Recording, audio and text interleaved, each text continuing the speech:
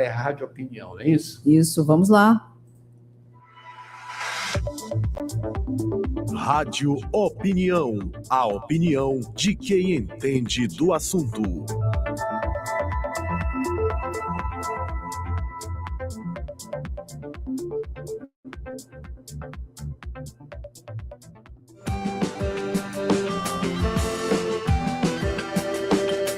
Olá pessoal, eu sou Adalberto Júnior, estamos aqui de volta com Rádio Opinião Entrevista, claro, com muita pesquisa científica. Hoje mais um assunto, né, muito interessante. Vamos falar sobre fósseis, falar sobre dinossauros e isso com sua relação no turismo aqui no Maranhão. Para isso eu recebo o professor associado do curso de Ciências Biológicas da Universidade Federal do Maranhão, Manuel Alfredo. Professor Manuel, seja bem-vindo. Obrigado, bom dia. Olha, paleoturismo, né? Por que o Maranhão precisa entrar nesse mecanismo, né? Nessa grande catraca turística mundial, né? Pode-se dizer. Por que o Maranhão precisa entrar nela? Porque ele é privilegiado, tem um registro que muitos estados gostariam de ter, né? Ele tem várias épocas diferentes registradas, com fauna, flora e tal. E principalmente tem esse intervalo, mais ou menos no final da era dos dinossauros, mas um pouco antes do final real, com uma diversidade muito grande, tá? Então, outros estados, outros países que têm esse mesmo tipo de patrimônio, vêm explorando isso de forma turística, tá? E o Maranhão possui o Vale do Baixo Rio Itapecuru, região de Alcântara, Cajapió, Fortaleza dos Nogueiras, Duque Bacelar.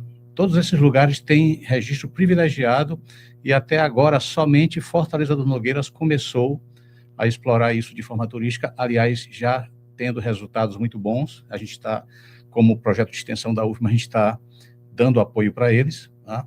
Já tem publicações internacionais, por exemplo, essas publicações internacionais se revestem em interesse internacional pelo achado.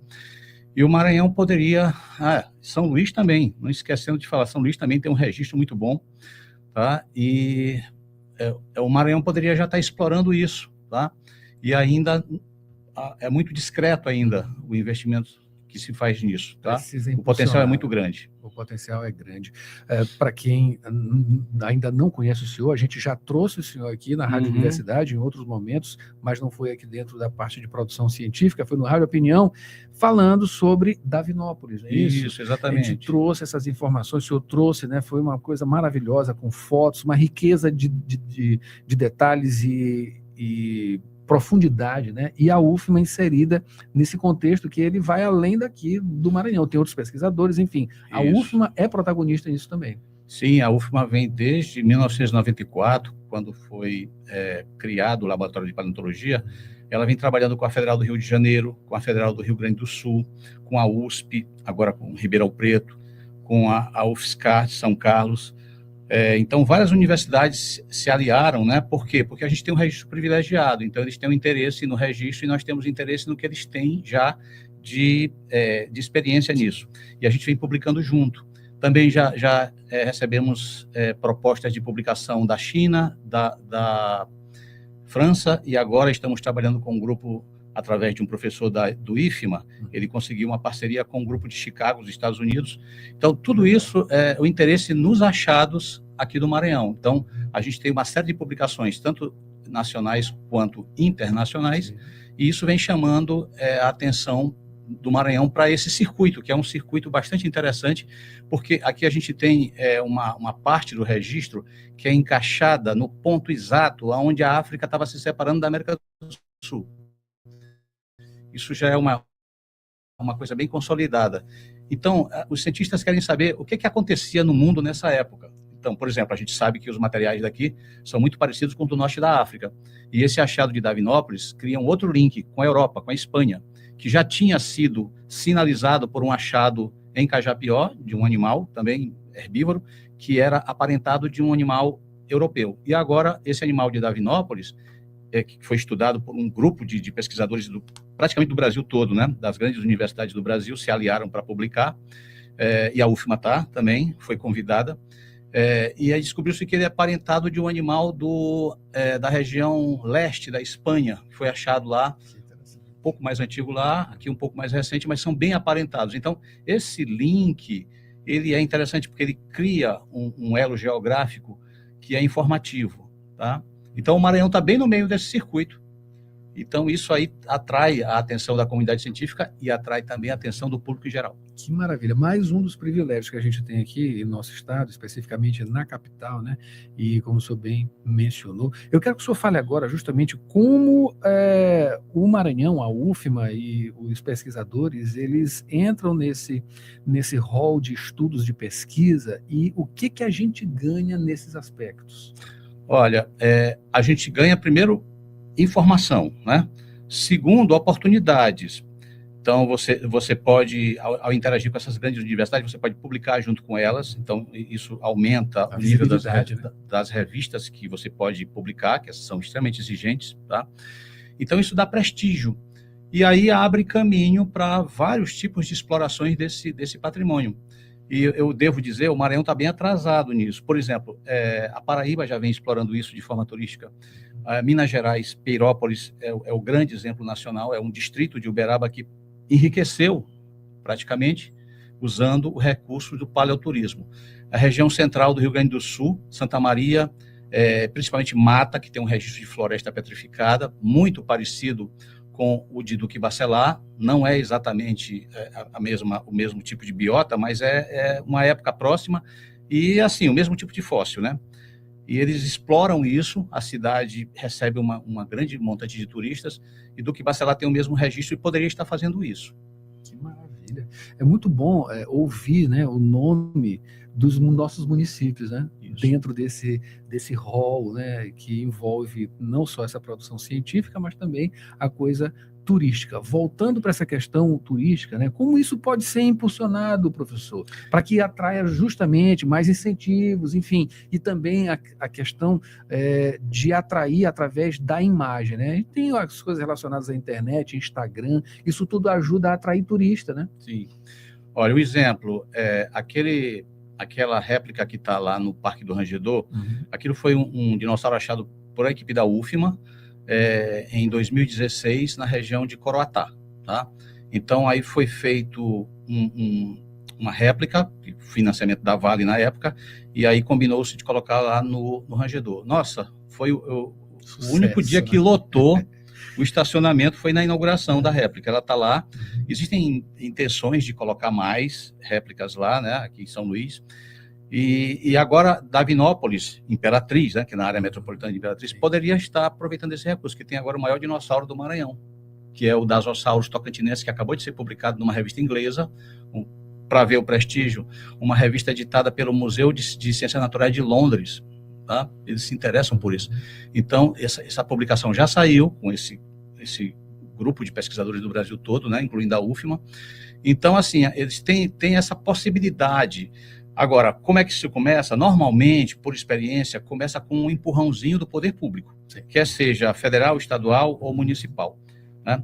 Criando as condições básicas, estruturas básicas, uma réplica, por exemplo, um local onde as pessoas podem receber, planejar, e depois vem a iniciativa privada. E aí vem a grande questão que eu falo sobre o paleoturismo. Aonde é que você acha um dinossauro? Você acha um dinossauro num lugar remoto, num lugar sem estrutura. E as pessoas que moram ali são pessoas carentes. Elas não têm muita fonte de recurso. E esse é o tipo de recurso que elas poderiam explorar. Então, uma vez que o poder público crie a base para isso e treine as pessoas, né? A UFMA tem cartilhas, eu mesmo escrevi uma cartilha orientando sobre isso, né? Essas pessoas poderiam vender souvenir. Você não pode vender fósseis. Fósseis são patrimônio da União, tem que ficar no museu, numa universidade, mas você pode vender passeios, você pode vender réplicas, você pode vender comida, acessórios, né? Acessórios, camisas, boné, chaveiro.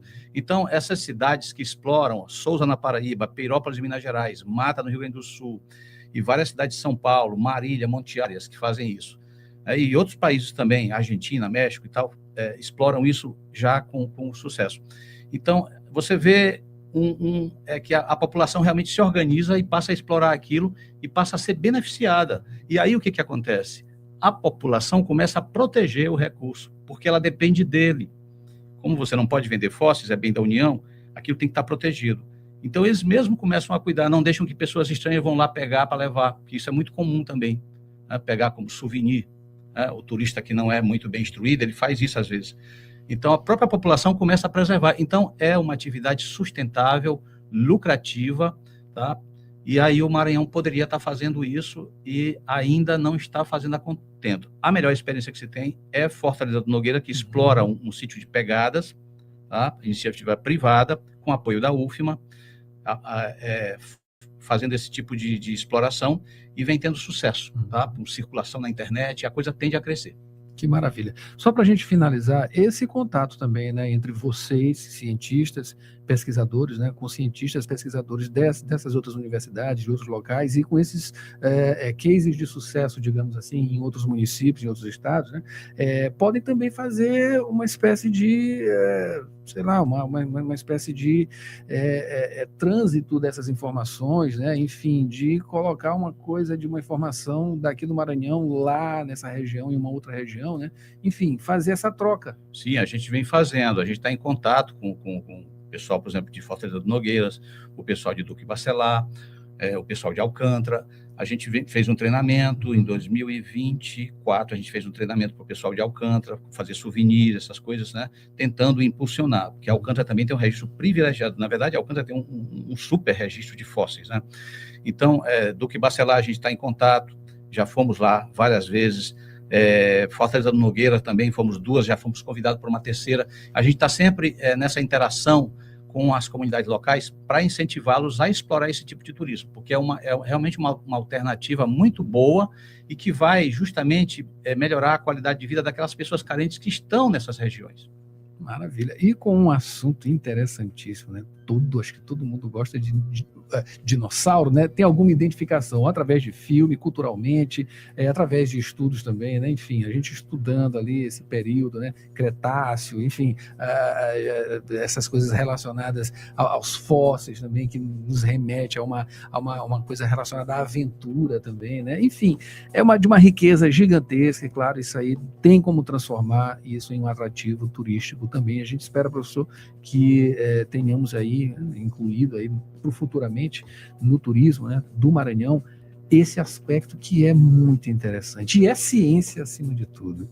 Eu acabei de conversar aqui com o professor associado do curso de Ciências Biológicas da Universidade Federal do Maranhão, Manuel Alfredo, falou sobre o paleoturismo, né, e as coisas relacionadas a essas pesquisas que a Universidade Federal do Maranhão está inserida, né, nessas pesquisas, junto com outras universidades, outros pesquisadores, e, claro, projetando o Maranhão para o mundo. Professor, muito obrigado.